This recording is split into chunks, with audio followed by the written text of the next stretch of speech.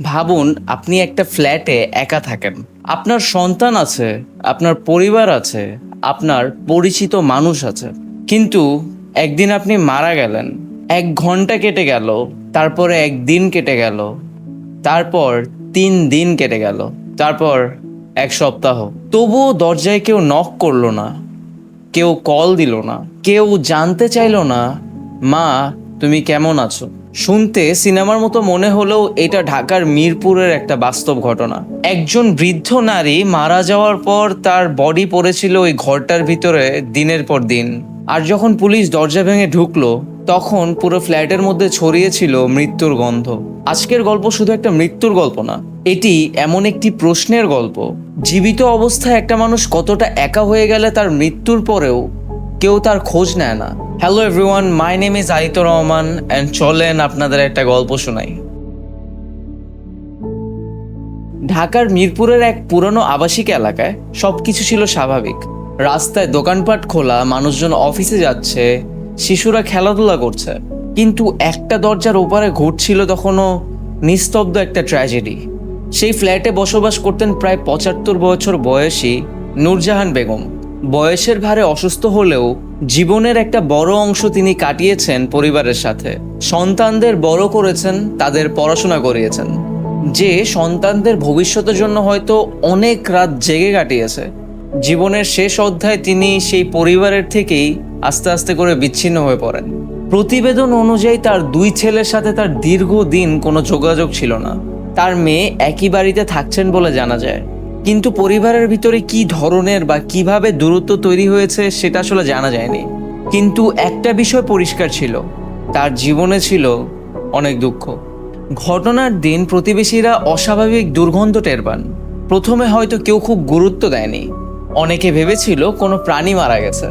কিন্তু সময়ের সাথে এই গন্ধ আরো তীব্র হতে শুরু করে, আর অবশেষে জিনিসটা পুলিশের নজরে আসে। পুলিশ ঘটনাস্থলে পৌঁছায় এবং ফ্ল্যাটে প্রবেশ করে।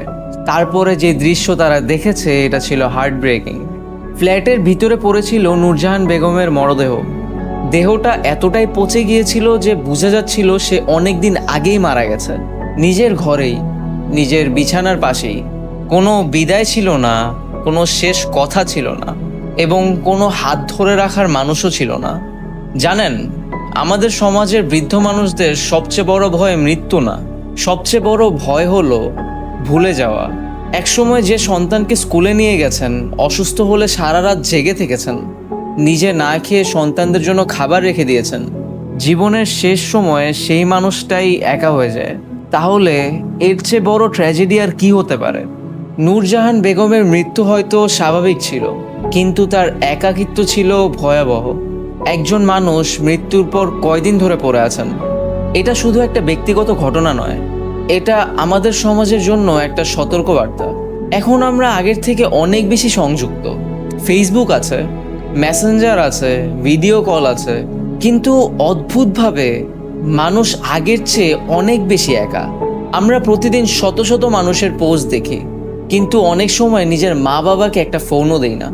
অনেক পরিবার একই এলাকাতে থেকেও বছরের পর বছর কল করে না, কথা বলে না। আর কখনো কখনো এই দূরত্বের শেষ পরিণতি হয় মিরপুরের সেই ফ্ল্যাটের মতো। মিরপুরের ফ্ল্যাটটা আজকে পর্যন্ত দাঁড়িয়ে আছে, দেয়ালগুলা কোনো কথা বলে না, কিন্তু সেখানে ঘটে যাওয়া ঘটনাটা একটা প্রশ্ন রেখে গিয়েছে। যদি আজকে আপনার মা ফোনের অপেক্ষায় থাকে, আপনি কি তাকে ফোন করবেন? যদি আপনার বাবা একা বসে থাকে, আপনি কি তার পাশে গিয়ে বসবেন? কারণ পৃথিবীর সবচেয়ে ভয়ঙ্কর মৃত্যু হয়তো মৃত্যুই নয়, সবচেয়ে ভয়ঙ্কর হলো বেঁচে থাকতে থাকতেও সবার কাছে থেকে হারিয়ে যাওয়া। আর নূরজাহান বেগমের গল্পটা হয়তো ঠিক সেই কথাটাই আমাদেরকে মনে করিয়ে দেয়। একটা মানুষ কখনো একদিনে একা হয়ে যায় না, ধীরে ধীরে, খুব ধীরে ধীরে সবাই তাকে ভুলে যায়। Thank you guys for watching. Share করে সবাইকে মনে করায় দেন নিজের মা বাবাকে ভালোবাসতে। I will see you guys in the next video.